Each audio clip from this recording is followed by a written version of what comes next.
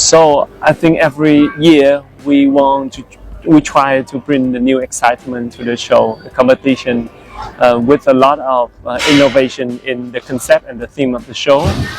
This year, even that we come back to the host country, Vietnam, and the destination sounds the same, but there will be a lot of different locations, especially for the fashion show and the Áo Dài show. We'll showcase different locations. Also, talking about production, we learn from what we have from Miss Cosmo 2024 and bring you a new world-class stage for this year. And this will be a grander event with more than 25,000 people attend.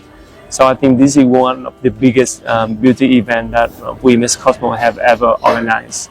More importantly, I think that this version we have tremendous support from our network around the world, and we have participation of more than 80 contestants. So there will be a lot of excitement waiting for you for this edition. I think the questions for who we're looking for the winners, it hasn't changed since last year.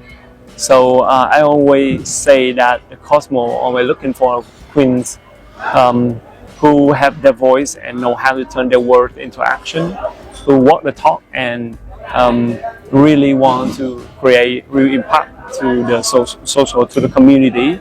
But this year we will be more clearer because when you look at the portrait of our last year winner and runner-up as Tata and Muk, I think they are the real example of the winner that we're looking for.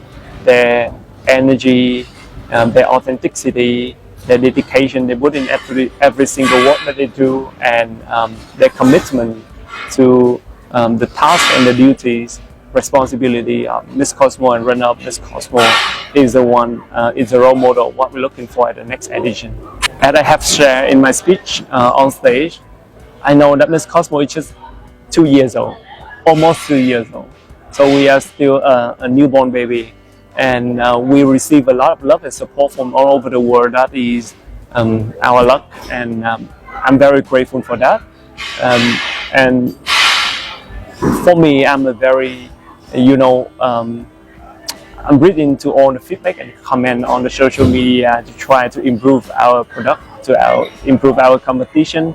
And this year, I promise to bring you more excitement to the show. Once again, thank you for your support.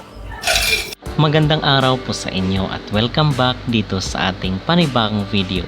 At inyo pong napanood itong CEO ng Miss Cosmo na si Bawang, and ngayon mga kapolitika ay finally narinig na natin yung kanyang sinasabi, at itong videong ito ay kuha po ito ng Missosology na nag-cover doon sa Miss Cosmo sa Vietnam. So nitong mga nakarang araw, di ba, nagkaroon ng grand launching itong Miss Cosmo, at ang sabi doon sa mga post ay meron daw silang di umanong pasabog dito sa launching ng kailang pageant. Pero mga kapolitika, wala naman tayong nakitang bago aside dito sa mga format na kung saan ang sinasabi ng ibang mga netizen ay ginaya daw dito sa Miss Universe at sa Miss Grand. So wala tayong matatawag na pasabog ng Miss Cosmo, at na-post nga natin ito doon sa ating wall sa ating community na sabi natin nag-expect tayo ng malaking revelation dito sa Miss Cosmo, pero wala naman po pala. So dito ay nabanggit ni pag-uusapan natin ang maging connection ng sinabi ni Bawang dito sa ating candidate na si Chelsea Fernandez, dahil akala natin October 4 yung coronation or yung finals ng Miss Cosmo, pero gagawin po ito after ng Miss Universe. So apparently is hindi makikisabay sa limelight itong Miss Cosmo dito sa Miss Universe at sa Miss Grand, dahil ang Miss Grand ay sa October, and then yung November yung Miss Universe, and then yung Cosmo naman is sa December. So I also agree doon sa mga sinasabi ng mga netizen at ng mga Pinoy na huwag magpakampante dito sa pageant na ito, dahil pagsabing Vietnam ay talagang hindi maganda yung karanasan ng Pilipinas. So maraming mga nagsasabi na kahit pa standout daw itong si Chelsea Fernandez ay wag pa ring umasa. So I believe naman mga kapolitika doon sa mga suggestion at mga opinion, mga komento ng ating mga netizen. So tayo lang naman ay nagsusupport lang, kung kaya hinahype lang natin yung laban ni Chelsea Fernandez bilang suporta dito sa ating kababayan na sasabak sa kompetisyon sa pangalawang edisyon ng Miss Cosmo 2025. So sinasabi ni Bawang or itong CEO na yung qualities daw na hinahanap nila sa maging winner ay apparently kagaya pa rin nung last year.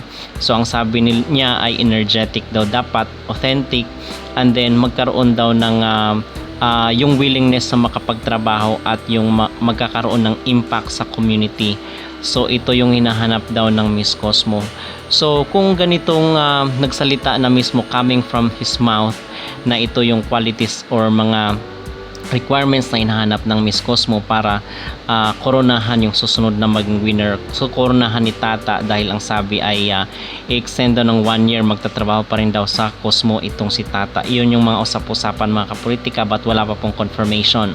So yung susunod daw na kukoronahan ni Tata dito sa Miss Cosmo ay pareho daw ng quality sa kanya. So parang sa tingin ko mga kapolitika ay hindi sila naghahanap ng ganoon kaganda. So dapat dito ay siguro willing ka, authentic ka, ipapakita mo yung kung ano ka. So ito ata yung hinahanap ng Miss Cosmo at yung passion mo kumbaga na mag-work sa kanila. So try natin kung ito ay mag-work kay Chelsea Fernandez, kayong nagsalita na, nagkaroon na ng hint at nagsabi na siya na ganitong mga qualities ng candidate ang hinahanap nila para sa taong ito. Okay? So yun mga kapolitik ang ating maging opinion at ang ating magreaksyon dito sa sinabi ni Bawang. Sa tingin ko kung ganitong mga qualities lang naman ang hinahanap ni Bawang at ng organization, sa tingin ko ay kayang-kaya naman itong i-achieve ni Chelsea Fernandez.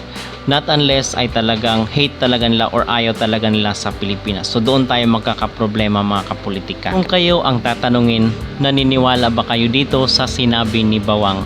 Mag-comment down below at huwag kalimutang mag-like at mag-subscribe na rin kayo para updated kayo sa ating mga latest issue.